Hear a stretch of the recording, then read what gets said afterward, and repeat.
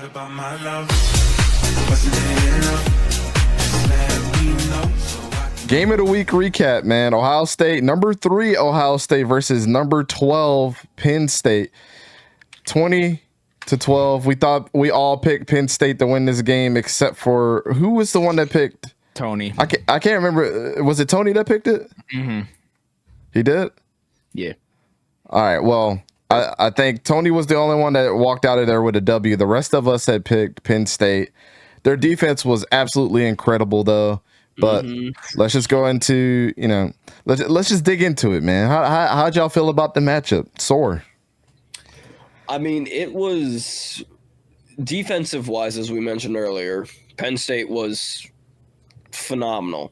They had a touchdown that would have put them in the lead. It was called back because of penalties, all that stuff. And then just all momentum was lost from there. The receivers let Drew Allard down. I mean, he threw how many times? Like 40 plus? Yeah.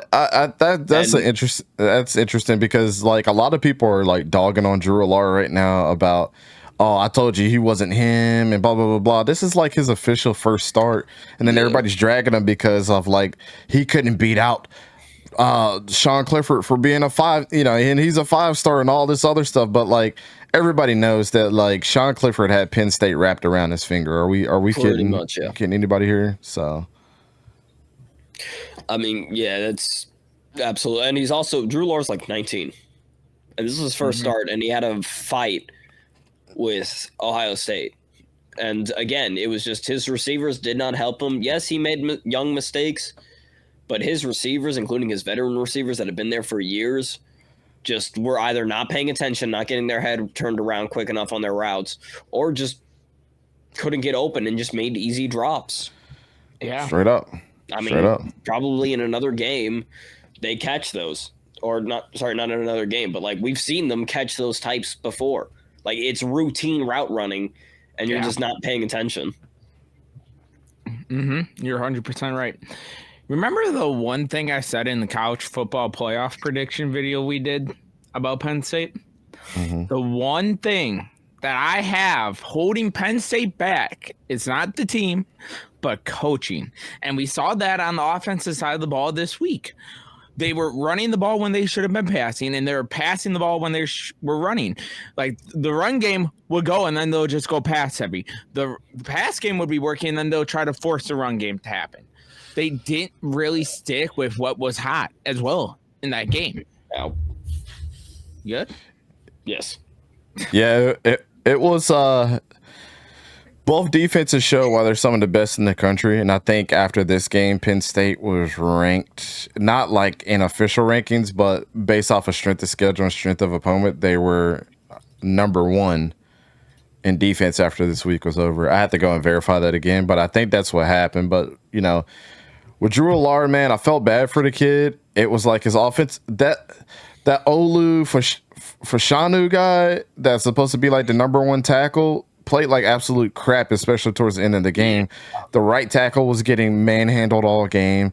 And then the receivers just like were not on the same page with him. It's not the fact that he was like half of his throws were pretty bad, but on the other side of that, there were a bunch of throws that could have sent them downfield, not only to be in field goal position, but first down, most importantly. And I don't understand why they were so off. And I know that has to do with how the offensive coordinator was calling the game, but ultimately he just doesn't have the caliber of receiver at Penn State right now to be successful. And I feel bad for the kid. And the running backs, Nick Singleton and Katron Allen, both of them deserve some of the blame as well for being kind of bad. I mean, when their names were called, outside of the offensive coordinator calling bad plays, but like, obviously he trusts them enough to do something, and they absolutely weren't doing a lot to help out Drew Allard. And we talked about both of these guys being absolutely excellent before the beginning of the season, and they just like crapped the bed. So I don't understand why they didn't step up to the plate. I mean, they did not make him look good whatsoever. And then on the other side of that, just shout out to the defense. They were incredible in the goal line. They were incredible. What was that guy, number 22? Was it 22? I forget that kid's name. He was excellent all game. Like he got yeah, no, I think it was 20 on Penn State's defense.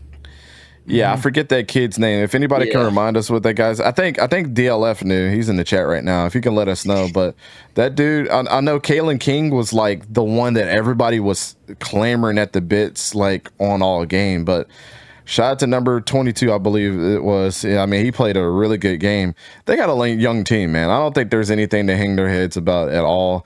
And I absolutely think I might put money. And it's not like I have a vendetta against Michigan, regardless of how stupid their fans can be sometimes. I just don't think they have the caliber of team on offense to go against what Penn State is going to bring out to them.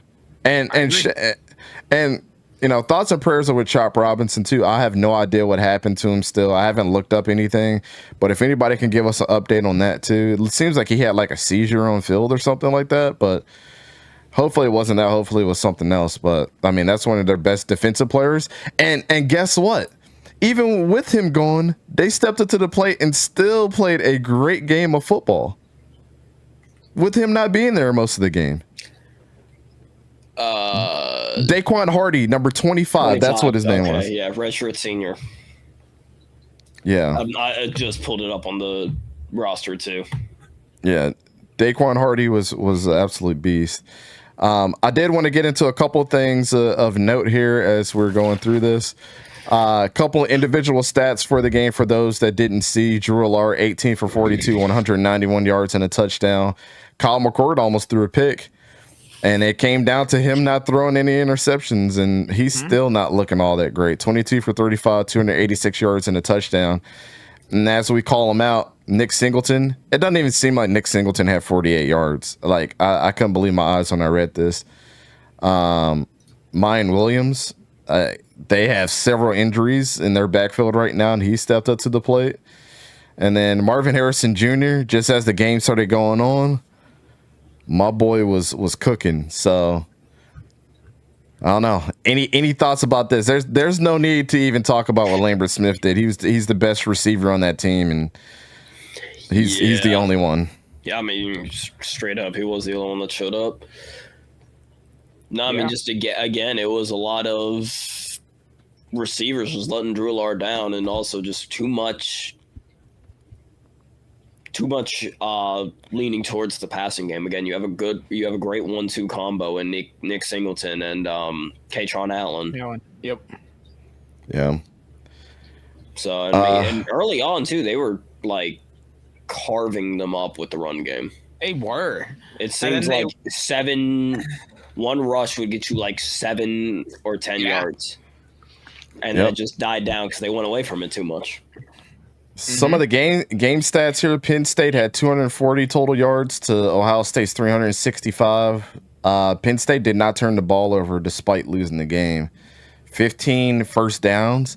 It was something crazy like in the second half too. I can't remember what it was. It was like they only had like 23 yards of offense going into the fourth quarter or something like that. It was something really weird. Yeah, I think it was something along those lines. It was 20 something yards, or it was no more than 50 yards like going into the fourth quarter in the second half. Yeah, they had one turnover, 22 first downs on Ohio State.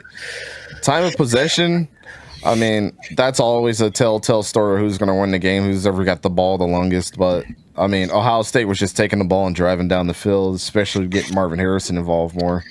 34 minutes of possession. Yeah, he's showing that he's still the best receiver in the nation. That ankle is not bothering him whatsoever. No. I think the quarterback play not bothering him anymore. Not bothering him either. Yeah, not at all. So